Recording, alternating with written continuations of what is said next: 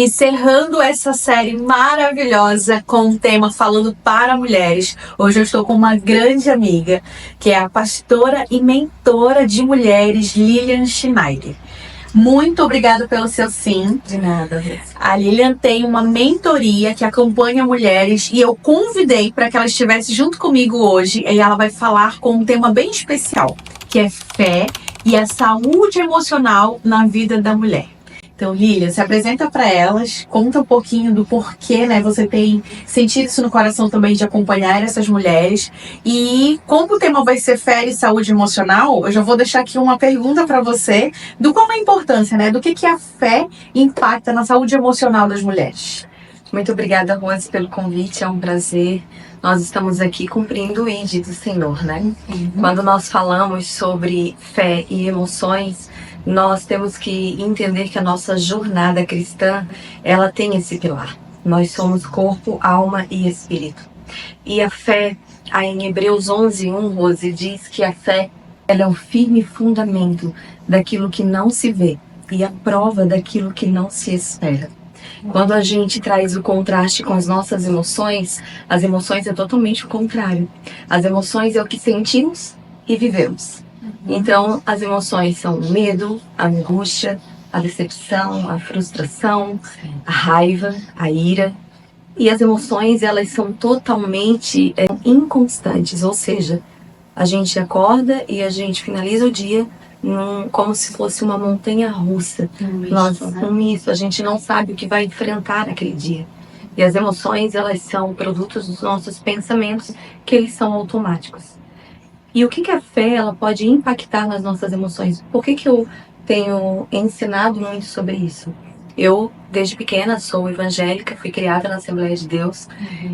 E mesmo tendo uma vida norteada pela fé em Deus, ensinada sobre isso, muitas vezes eu deixava mais as emoções me controlar do que a fé. E a fé, como Hebreus disse, é o firme fundamento daquilo que não se vê, daquilo que não se espera. E como é que a gente consegue manter essa fé firme em Deus? Através da palavra dele.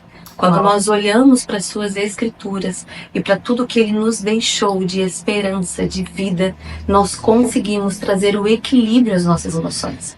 Enquanto o inimigo ele nos atinge todos os dias na nossa mente, nas guerras espirituais que enfrentamos, que impactam as nossas emoções, a palavra de Deus nos diz para descansar nele, para deixar o nosso fardo sobre ele, porque ele é manso e humilde de coração. É exatamente isso, são emoções, é involuntário, então olhar para dentro, o identificar, né, o porquê que eu estou me sentindo, qual é a minha percepção ao redor e onde está a minha fé. Como nós podemos, Lilian, hoje fortalecer a nossa fé em momentos de dúvida, em momentos de desânimo? Por causa das emoções, nós temos a tendência de fugir desse lugar, que é a base também da nossa fé, é a oração. A oração ela é a forma de nós nos comunicarmos com o Pai, nos comunicarmos com Deus. Para que a gente possa ter esse equilíbrio frente aos desafios que a gente enfrenta, não podemos depender somente do nosso intelecto, da nossa razão. Por mais que Deus nos trouxe a razão para que a gente pudesse governar sobre as coisas aqui da Terra, né? Mas essa razão, sem a oração, a nossa comunicação diária com Deus, exercitando a nossa fé, ela é vã. É verdade. Nós vamos, Rose, muitas vezes agir com a força do nosso braço, com a força do nosso intelecto. Nós vamos ter atitudes e escolhas mediante a essa razão que quer nos dizer o que fazer. Mas a gente entra no quarto, Sim. fecha a porta, Sim. e ora em secreto ao Senhor. E aí a sua fé vai ser abastecida, o Senhor vai te ouvir e vai te mostrar a direção. E eu falo que um costume da igreja é falar que tudo é espiritual. Né? Então hoje nós estamos falando sobre saúde emocional com uma mulher que não acredita que existe o espiritual, mas que também precisa entender sobre a razão e a fé. Como nós podemos entender, equilibrar os nossos desafios emocionais baseados na fé também? Eu entendo, Rose, como eu pastorei a igreja, já estou na igreja desde pequena, eu sempre uso a palavra de Deus como subsídio. Porém, eu entendo que talvez alguém que está nos assistindo ainda não consiga alcançar essa fé. né? Você precisa procurar o equilíbrio das suas emoções. As emoções equilibradas, elas vão ativar o seu espiritual. Você vai conseguir crer e acreditar naquilo que talvez hoje os seus olhos não veem. E o nosso inimigo, a gente costuma usar essa forma, esse termo de falar, que é Satanás. Ele trabalha, a nossa mente é um campo minado todos os dias. Sim. Dele querer fazer com que nós nos isolamos, procuramos às vezes saídas em situações que não vão nos trazer equilíbrio. Então, eu aconselho não se isolar. Sim. Eu aconselho ter grupos de apoio, procurar terapias, que terapias a gente sabe comprovadamente é muito bom para que essa mulher tenha equilíbrio dessas emoções, não tomar decisões e palavras e atitudes quando está naquele auge da emoção, porque Sim. a emoção ela é muito rápida.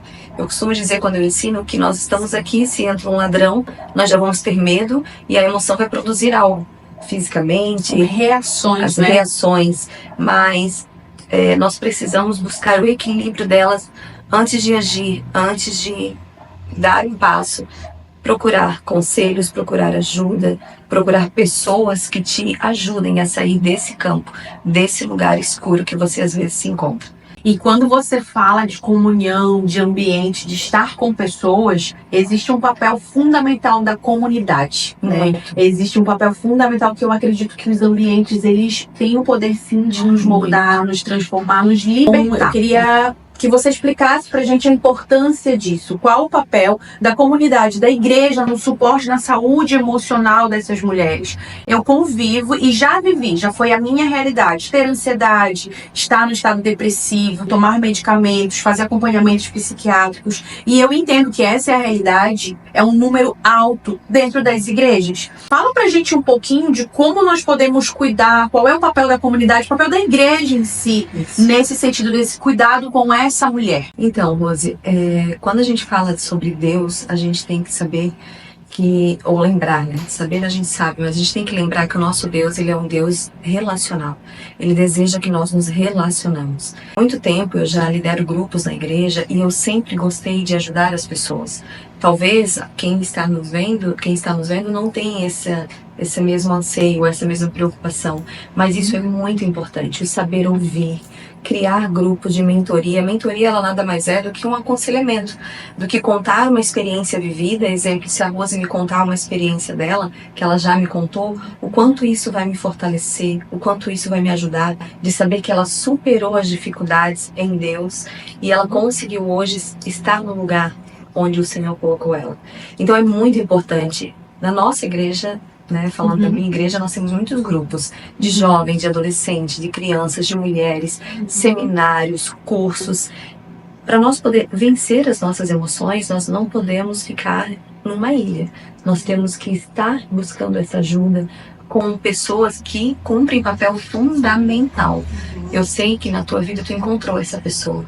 Eu encontrei pessoas que tiveram papéis fundamentais, que me ajudaram a superar. E quando a gente fala sobre as emoções que você citou, a comunidade, a igreja, os grupos, eu volto para a palavra de Deus. Eu volto para as Escrituras. Eu trouxe alguns versículos bíblicos que eu gostaria de deixar para meditação, para nossa meditação, para nossa reflexão. Existe um índice, isso no Brasil, que 85% a 86% da população se preocupa à toa. A preocupação, ela faz nós querer já saber o dia de amanhã. Nós já queremos prever o que vai acontecer, como que vai acontecer, como será. E a maioria desses pensamentos, dessas preocupações nem vai acontecer. Porque o único que sabe o que vai acontecer daqui a alguns minutos é o nosso Deus. Então, se você ler Salmos 4 e 8, a palavra de Deus diz: em paz eu me deitarei e eu dormirei, porque só tu, Senhor, me fazes andar em segurança. No mesmo Salmos 91 fala, que é um dos meus versículos preferidos: aquele que habita, ou seja, aquele que permanece no esconderijo do Altíssimo, ou seja, na presença do nosso Deus, a sombra do Onipotente descansará. Os medos, as preocupações, os anseios, nós vamos encontrar paz, mesmo no meio da turbulência. Falei de um livro essa semana que citou uma história bem interessante 2 pintores famosos foram convidados a retratar num quadro, a pintar sobre a paz. Um desses pintores, um pintor, ele pegou e retratou, fez um lago com árvores, bosque, passarinhos no meio desse lago. E quando você olha para esse quadro, você lembra de uma paz. Totalmente. Só de visualizar, a gente já pensa nisso. Só que o outro artista, ele fez uma cachoeira impetuosa, com aquelas águas correntes, que eu amo cachoeira, daquela que tem uma queda enorme, uma árvore, um galho de uma árvore e um passarinho repousando tranquilamente ali no meio daquela turbulência. Nós estamos num mundo que não temos como mudar. A imagem de um lago tranquilo e sereno é bom, mas pode muitas vezes até acomodar, mesmo no meio das tribulações e turbilhão de emoção, as cachoeiras da vida. Nós, em Deus, a sombra do Onipotente, nós podemos descansar no Senhor, como um passarinho no galho dessa árvore. O autocuidado de Deus. Nós temos essa responsabilidade de autocuidado, mas Deus, ele tem um cuidado tão grande com nós. Ele fala assim: por que vocês não olham os passarinhos? Não se preocupam com o alimento, não precisam semear, não precisam colher, não precisam armazenar comida, porque é o vosso Pai Celestial que nos sustenta. E para ele, aí ele faz uma pergunta: vocês têm muito mais valor do que os passarinhos? Sim. As vossas preocupações poderão, porventura, acrescentar um só momento da vossa vida? Não. Então, para que você se preocupa? Com o vestuário, com tudo o que você precisa. Olha os lírios do campo. Não é o próprio Deus que os veste tão bem? E se Deus veste a erva do campo, que hoje é viçosa e amanhã é lançada no fogo, não acham que vos dará também o necessário? E termina falando: almas com tão pouca fé. Por isso que a fé, ela sempre vai ser o firme fundamento. E então Deus, ele tem um autocuidado conosco. E nós também devemos ter um autocuidado com a nossa vida. Se eu confio em Deus, eu consigo trabalhar a minha fé para confiar que nada vai me faltar, porque tudo está no controle dele. Eu também preciso cuidar da minha mente, do meu corpo, do meu espírito. E isso é no dia a dia. Você pode orar, você pode buscar grupos de apoio, você pode estar envolvida, mas também tem momentos que você precisa se desligar um pouco disso. Você precisa cuidar de si como mulher. Você precisa fazer uma academia, você precisa caminhar. Aqui na nossa cidade tem praias maravilhosas, caminhar na beira da praia, fazer trilhas. Você pode tirar momentos de manhã com devocional, com amigas, como a gente faz. Sim. Leva um café, leva uma toalha de piquenique, sente na grama, sinta a natureza, relaxe, porque nós precisamos relaxar. Esse autocuidado, ele também faz bem às nossas emoções. Sim.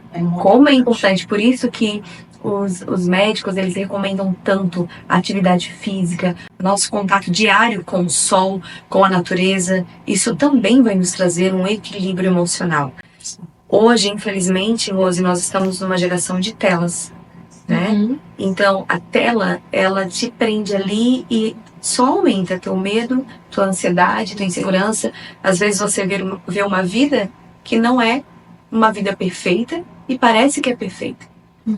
Mas nós, em Deus, nós vamos encontrar equilíbrio para viver uma vida plena. Uma vida plena em todos os âmbitos, espiritual, emocional e nos relacionamentos. Para finalizar, eu quero citar, sim, 2 livros que eu já estou terminando, o outro eu estou começando. Eu não tinha o hábito da leitura, eu não conseguia me concentrar. A minha mente, muitas vezes, ela é bem esquecida, mas independente disso, nós temos que nos acostumar a criar hábitos.